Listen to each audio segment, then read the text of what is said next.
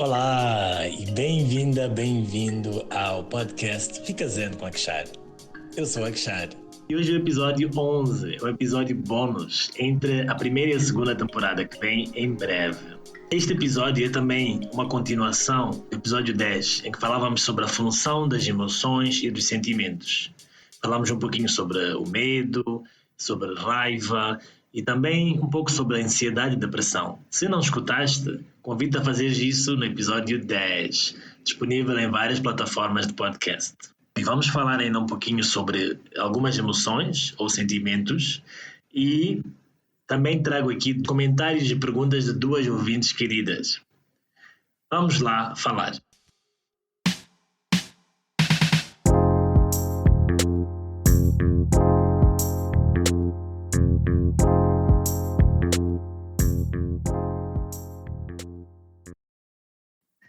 Hoje queria começar a falar sobre vergonha.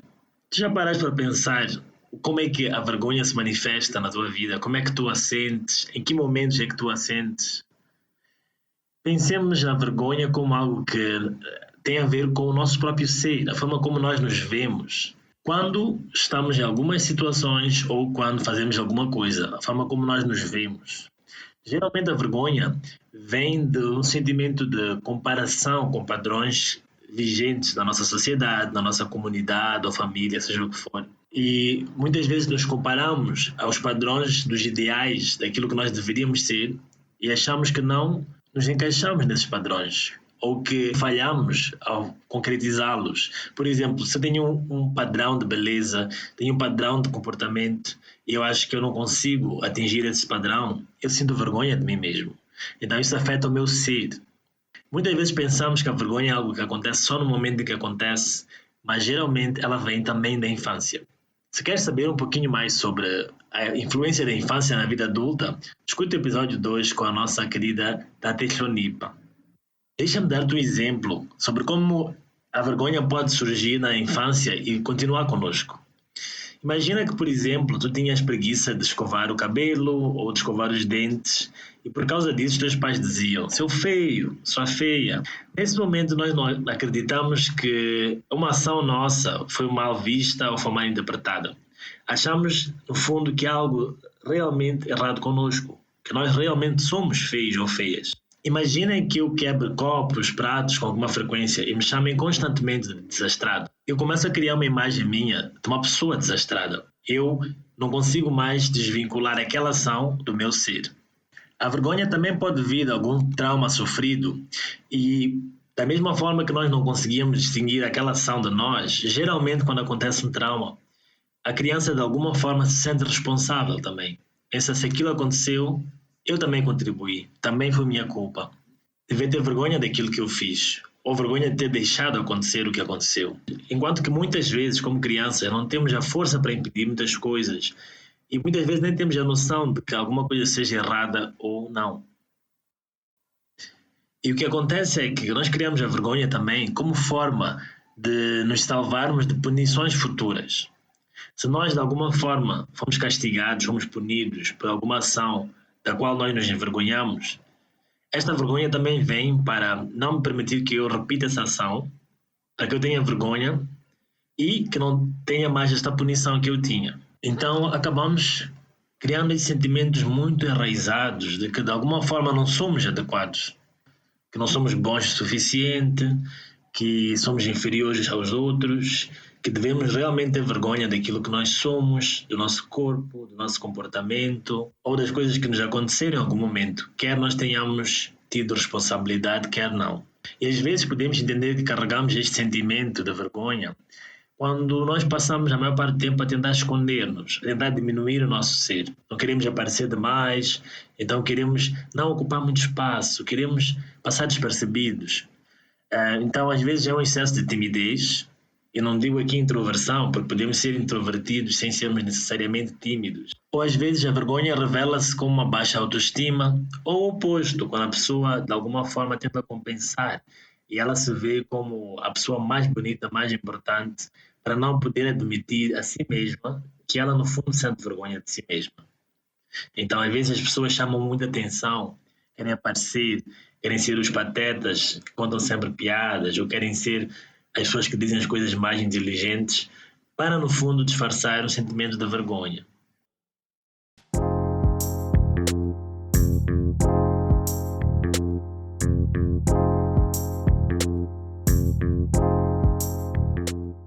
Um sentimento muito parecido com a vergonha é a culpa.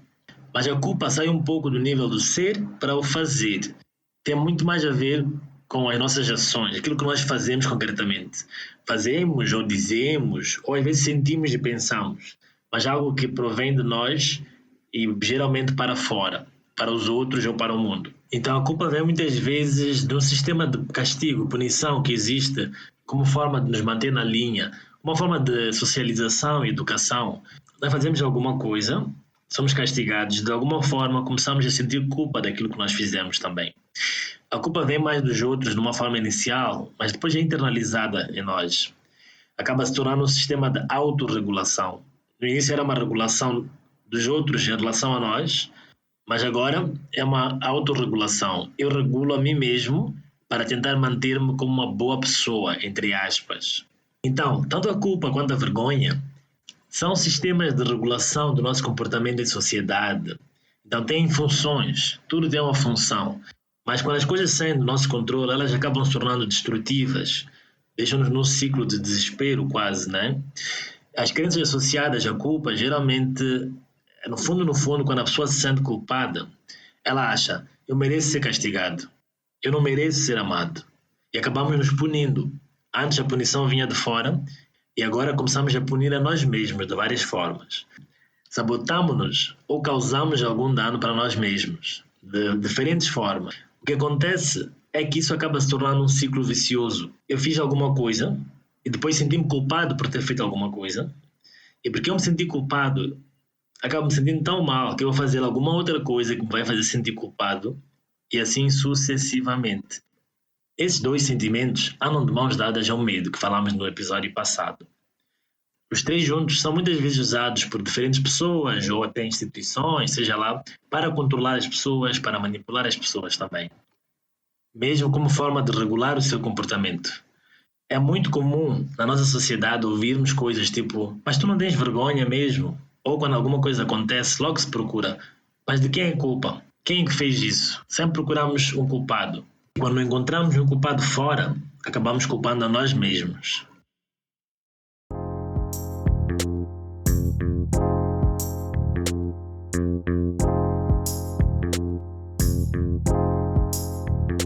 Outros dois sentimentos sobre os quais eu gostaria de falar hoje são o ciúme e a inveja. A função do ciúme e da inveja é de nos motivar a sempre querer crescer, a ter um objetivo, a podermos olhar e dizer assim, eu ainda não estou satisfeito. Gostaria de chegar àquele nível. Seria uma admiração mal entendida e mal resolvida. Às vezes olhamos para alguém e gostaríamos de ser como eles e achamos que não vamos conseguir. Então procuramos defeitos neles para nos sentirmos um pouquinho melhores com nós mesmos. Ou então, aquilo que poderia ser uma inspiração acaba sendo desviado para a questão do ciúme e da inveja. E ficamos presos apenas em querer derrubar o outro mais do que trabalhar em nós mesmos. Uma forma saudável de lidar com o ciúme e a inveja é devolvermos o foco para nós. Focarmos a nossa energia em nós mesmos, no nosso próprio avanço. Também gostaria de falar um pouco sobre ressentimento e mágoa. Só dizer que todos esses sentimentos e emoções abordados, de alguma forma se comunicam entre si, são todos interligados de alguma forma, estão aqui para dar-nos algumas informações. Pensa nas tuas emoções e sentimentos como bússolas, que querem te guiar para o teu próprio caminho. O ressentimento e a mágoa têm a ver com questões não resolvidas do passado. Alguém disse ou fez alguma coisa que te magoou, que te ofendeu e nunca mais conseguiste esquecer, não conseguiste entender, ou acordou uma ferida antiga de traição, de humilhação, de abandono, ou então despertou uma crença que tu possas ter sobre ti mesma ou sobre ti mesmo que não querias ter e nem querias que ninguém tivesse. Se tu achas que não és bom o suficiente, a ação de alguém ou as palavras de alguém podem te fazer pensar que de facto não és bom o suficiente. Muita coisa hoje, né? Pode estar a perguntar, tudo bem, Akshar, agora o que eu faço com isso? Já está claro para mim que de tempos em tempos eu tenho vergonha, culpa, ciúme, inveja e talvez algumas não sejam de tempo em tempo, mas sejam sentimentos constantes. O que eu faço então? A ideia aqui é educar-se sobre o teu próprio funcionamento emocional. Poderia brincar e dizer assim: para passares por um processo de alfabetização emocional, começar a dar nomes àquilo que tu sentes, começar a entender de onde é que vem, por que está aqui, o que eu faço quando está aqui, dar assim uma resposta mais saudável a isso tudo que tu sentes. Muito disso, a ideia é deixar ir.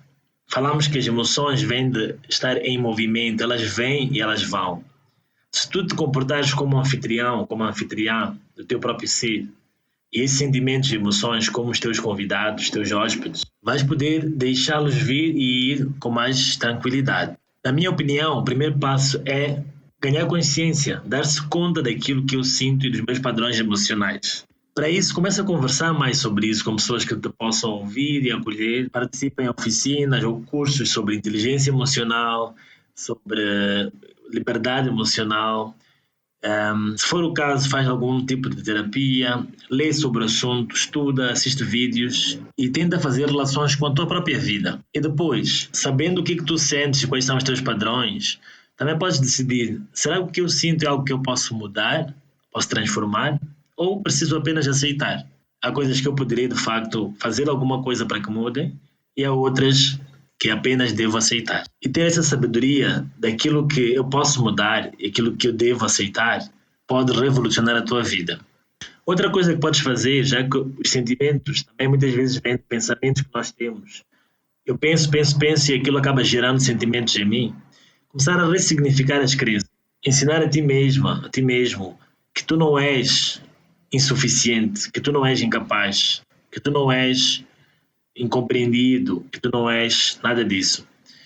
E começar a substituir essas crenças através de afirmações e através também das tuas ações. Começar a observar e ver que, na verdade, eu sou capaz. Podes escrever, podes falar aquilo que tu queres que seja a tua verdade. Grande parte do que nós sentimos também é influenciado pela nossa intenção, pela nossa decisão.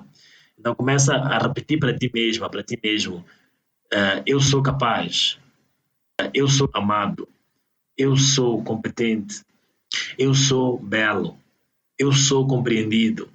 E por aí vai. E talvez isso te ajude a mudar algumas emoções e também alguns sentimentos. Outra coisa também seria distinguir a culpa e a responsabilidade. Por tudo que te acontece, tu não és culpada, não és culpado, mas também o outro não é. Nós nos relacionamos constantemente uns com os outros, somos todos responsáveis. Nós damos respostas em situações, somos corresponsáveis e não culpados. Então, para de querer culpar a ti mesmo ou aos outros. Ninguém é culpado daquilo que acontece, ninguém é culpado por aquilo que tu sentes, mas o que vai acontecendo é também tua responsabilidade e a responsabilidade dos outros. Então, distinguir o que é a tua responsabilidade e o que não é. O que está no teu controle, o que não está. E substituir essa ideia de culpa. Quanto ao passado, lembrar que o passado já passou. Neste momento não há nada que eu possa fazer para voltar. Então, se eu tenho culpa, tenho vergonha de coisas que eu fiz, que eu disse, já não posso mais voltar e mudar. No máximo, posso reinterpretar aquilo que aconteceu. E isso pode me tirar um peso emocional das coisas que aconteceram. Depois de falarmos sobre tudo isso, respira fundo.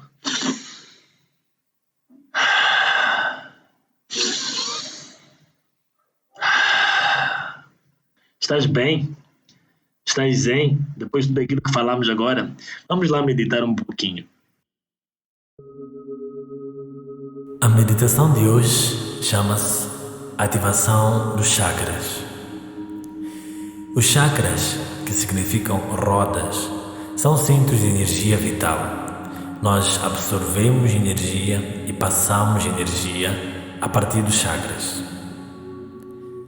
Há vários chakras por todo o corpo, mas nós concentramos-nos nos 7 primários. Vamos lá meditar. Para começar, fica numa posição confortável, em pé, sentado ou deitado.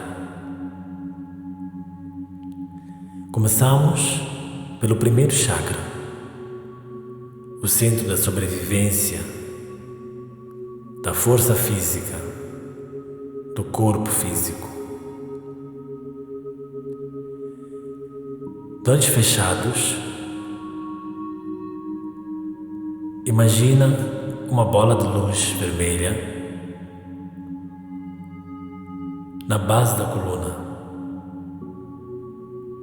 bem na ponta da coluna, no osso que chamamos cóccix. Visualiza essa luz a pulsar, a crescer e a diminuir, como o batimento do coração vai pulsando. Relaxa. Esta luz traz-nos força física, estabilidade, segurança, coragem.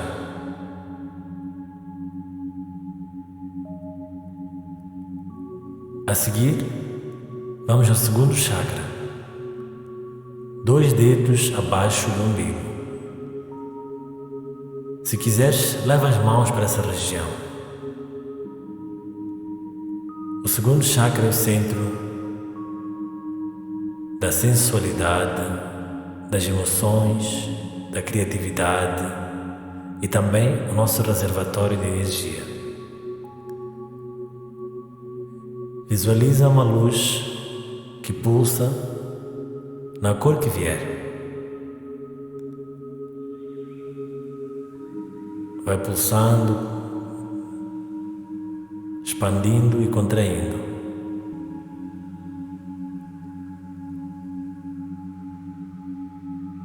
Esta luz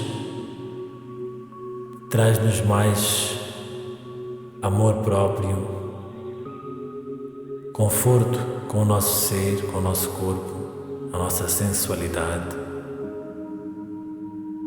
e ajuda-nos a reservar a energia que vai subir. A seguir, visualiza o terceiro chakra, na região da boca do estômago, ou plexo solar. Sente essa bola de luz pulsando, contraindo e expandindo.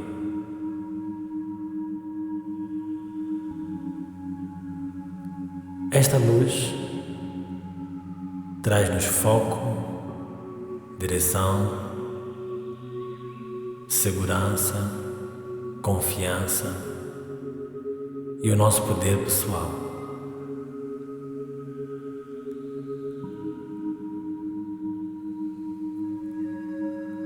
A seguir, quarto chakra, no centro do peito, é o chakra do coração.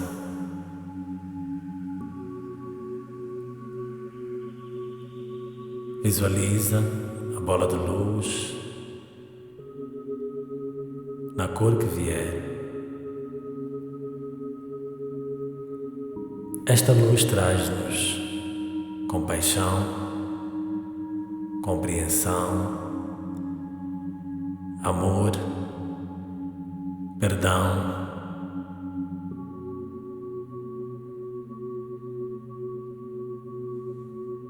e continua. Quinto chakra, na garganta. Este é o chakra da comunicação e da expressão. Visualiza a bola de luz, sente-a pulsar, ela cresce e diminui. Esta luz na garganta traz-nos criatividade, confiança para nos expressarmos. Ela traz a nossa verdade pessoal.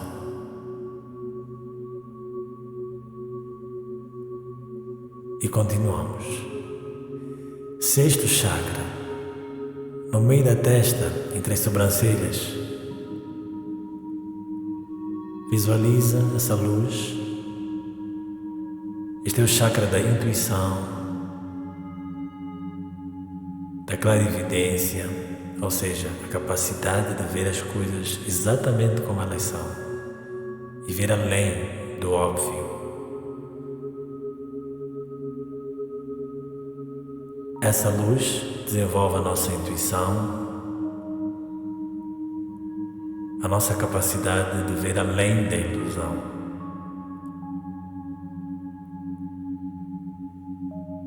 E por fim, sétimo chakra, na coroa, topo da cabeça.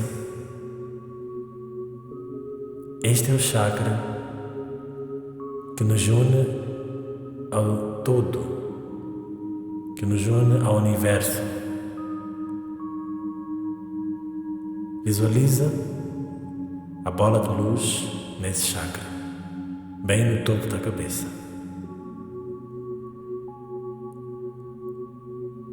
Esta luz traz-nos sentimento de ligação com tudo e com todos, de ligação com a nossa espiritualidade, com a nossa divindade.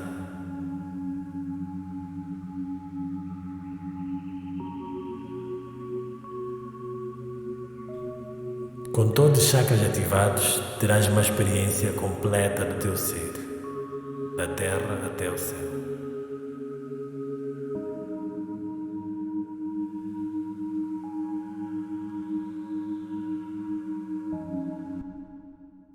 E agora voltamos. E agora? Ainda estás bem? Ainda estás zen? Espero que sim. Antes de finalizarmos, gostaria então de ouvir os comentários e perguntas das nossas queridas ouvintes. O primeiro áudio é da Camila. Vamos lá ouvir. Olá, espero que estejam todos bem, todos zen. Eu sou a Camila Mongói e definitivamente uma das maiores fãs do Akshar.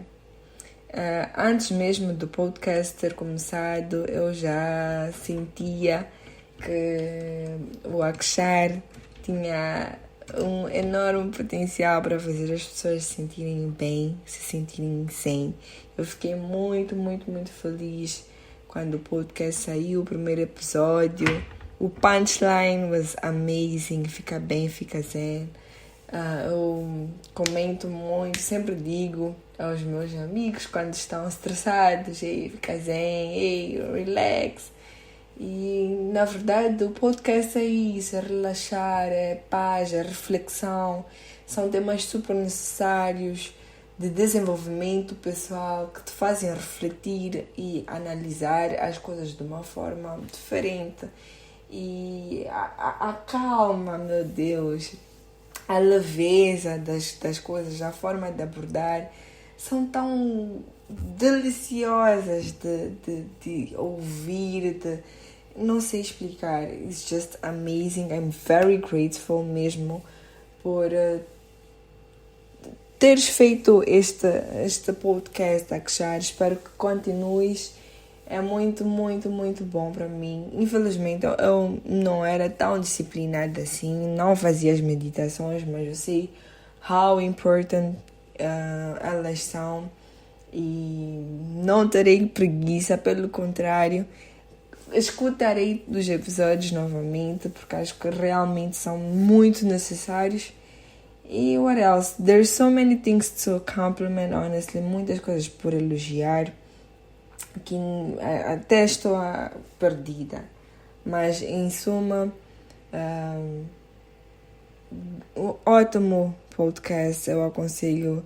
Oh my God, meus amigos também gostam muito. Claro que eu enviava temas específicos, né? Mas é tudo muito interessante. E já agora um dos meus favoritos foi com a Lilia, que ela falou da disciplina, a forma, a paixão. Epa, nem sei explicar. It really motivated me to do better, to be better. Isso de saber isolar, saber filtrar. Enfim, tem tantas coisas, né, que nós podemos tirar e realmente agradeço. E espero que continuem. Já está a falar muito, mas Oh my God, thank you so much pelo tempo, pela dedicação. É tudo muito lindo, muito leve. E eu realmente não vejo a hora de escutar os novos episódios que espero que venham. Thank you so much. E that's all. Beijinhos a todos. Espero que todos fiquem bem e zen once again. Uau, Camila. Depois disso, eu nem sei o que dizer, a não ser muito obrigado. Obrigado pela tua audiência, obrigado pela partilha, obrigado pelas palavras amorosas. Que continues a escutar. Espero que a segunda temporada também venha logo e que tenhamos convidadas e convidados fantásticos e possamos continuar a conversar e a ficar cada vez mais zen. Agora vamos ouvir o comentário e a pergunta da Ninette. Olá, Kshar. Venho primeiro para parabenizar-te pelos podcasts. São muito bons, os temas abordados, as experiências passadas são muito interessantes, os ensinamentos trouxeram-me, pelo menos a mim, deram-me um incentivo muito grande para continuar na busca, né, da melhor de qualidade de vida interna, externa. E acredito eu que todos estes podcasts para os dias que vivemos hoje são bastante especiais e pertinentes, porque as pessoas vivem em constante stress e não sabem lidar com o stress, não sabem a proveniência de tudo isso, do sofrimento que têm. E estes podcasts pelo menos dão um despertar do início, de começar pelo menos a fazer questões. Que tipo de questões é que eu tenho que fazer? Que tipo de respostas é que eu estou à procura? E isso é bastante importante. Num dos podcasts, que foi o episódio 2, creio eu, que se fala da criança interior, surgiu uma questão para mim. Em algum momento a convidada, a Tina, falou sobre o fato de nós, como pais, ou os nossos pais, nós pais também, muitas vezes limitarmos muito a criança. De certa forma, eu diria oprimirmos, não mexe, não faz, não diz. A minha pergunta é, qual é a linha, como é que eu como pai ou como mãe vou saber separar a linha em que eu deixo a criança expressar-se completamente, eu deixo a criança à vontade, ou quais são os limites que eu devo pôr, como colocar os limites, se tenho que colocar os limites, essa é a minha questão. Tenho que colocar limites, se sim, de que forma, para que não cheguemos ao ponto de opressão. E até que ponto é que eu deixo a criança expressar-se, estar à vontade? Não sei se a minha pergunta foi clara. Obrigada, beijinhos. Então, Ninette, obrigado também. Tu e a Camila foram fantásticas no vosso feedback. Agradeço de coração. Quanto a isso, eu prefiro deixar a palavra para a Tati Chlonipa e ela vai dizer o que ela acha. Como estabelecer esses limites. Então, Akshar, a pergunta que me foi colocada é tão importante que vale mais de $1 milhão para mim. Eu não sou psicóloga infantil, por isso não posso falar nessa perspectiva. No entanto, como mãe, posso partilhar o que aprendo no trabalho que faço com a minha criança interior, quase todos os dias. Eu aprendi que o que é mais importante para mim na educação dos meus filhos é que, número 1, eles tenham uma percepção de que eles são amáveis, são amados e devem amar a si próprios. Faço-os recordar também todos os dias que eu os amo, mesmo quando eu estou zangada. O segundo ponto é que eu falo quase todos os dias que é importante que o seu comportamento seja movido por princípios basilares, universais, né, da vida. O primeiro dos quais é o respeito. E quando falo do respeito, incluo também o autorrespeito. Respeitar o seu corpo e respeitar o corpo dos outros, né? O espaço das outras pessoas e as coisas das outras pessoas e as suas próprias coisas. Então esse respeito por si, respeito pelos outros é muito importante. A outra coisa, o outro princípio importante para mim, pelo menos, é a autenticidade. Que eles sejam eles próprios, né? E não tentarem imitar as outras pessoas e tentarem ser quem eles não são. A honestidade, no sentido de dizerem a verdade, escolher fazer as coisas certas, mesmo quando ninguém está a ver. A colaboração, né, que é colaborar com as regras e os limites estabelecidos na família, que devem servir para todos nós, portanto, não só para as crianças, mas também para os adultos. Os limites, claro, os limites de até onde eu vou e até onde tu vens. Coisas como o espaço, né? Não se entra no quarto de uma outra pessoa sem bater a porta. Esse tipo de coisas que mostram à criança que tu és um indivíduo, eu sou um outro indivíduo, apesar de nós termos esta união que não é só familiar, mas também que é divina. Cada um de nós continua a ser um ser único. Então, esses limites são importantes. O terceiro ponto que eu acho que é importante é partilhar as consequências de determinados comportamentos de risco. E mesmo nestes, eu observo em mim própria que vou reduzindo, claro, né? Porque eu percebi que o conceito de risco, para mim, também está um pouco associado aos meus próprios medos como mãe. Então, eu tive que começar a analisar o que realmente são riscos. Olhar para aquilo que realmente pode colocar em causa a saúde e a vida dos meus filhos. Né? Coisas como se exporem às doenças, o perigo da eletricidade, do fogo, saltar das alturas, esse tipo de coisas. Então, poder diferenciar para eles o que realmente pode lhes colocar em perigo e quais são aquelas coisas que até eu, como era criança, fazia. Subir árvores, trepar coisas, né? São coisas que quase todos nós fazemos. E também reduzir o apego às coisas materiais, porque isso também fazia com que eu ficasse sempre aflita, que vão partir os vasos, vão partir isto, vão partir aquilo. Então, reduzir um pouco o apego às coisas materiais ajudou-me também a dizer, deixa as crianças serem crianças, deixa eles partirem o que têm que partir e para elas também aprenderem com esse processo. Em resumo, acho que como pais e mães, podemos escolher conhecer-nos melhor para percebermos se o que nos incomoda no comportamento dos nossos filhos é o desalinhamento com princípios e valores importantes, se são comportamentos de alto risco ou apenas projeções do nosso ego, não é? E para finalizar, eu diria que é muito importante que nós tenhamos compaixão para com nós próprios. Eu ter compaixão para comigo, tu teres compaixão para contigo, né? Amarmos-nos incondicionalmente até nestes momentos de tensão interior, né? E amar os outros de forma incondicional, no sentido de permitir que elas sejam elas, né? Há uma expressão muito comum que se usa, principalmente entre as mães, que é escolhe as tuas batalhas. Então é uma coisa que eu tenho que me recordar várias vezes ao longo da semana, ao longo do dia, que é, será que isto aqui é uma batalha que eu quero entrar? Ou eu salto fora logo, né? Então, eu acho que é isso que eu posso deixar como sugestões de reflexão. Não é que nós tenhamos que dar completas permissões aos nossos filhos, mas vamos ensinar os limites, mas os limites têm que estar associados a alguma coisa que queremos que eles mantenham por resto da vida deles. E para mim, princípios e valores são talvez a coisa mais importante e fundamental que uma criança precisa para poder viver e ser um cidadão funcional, né?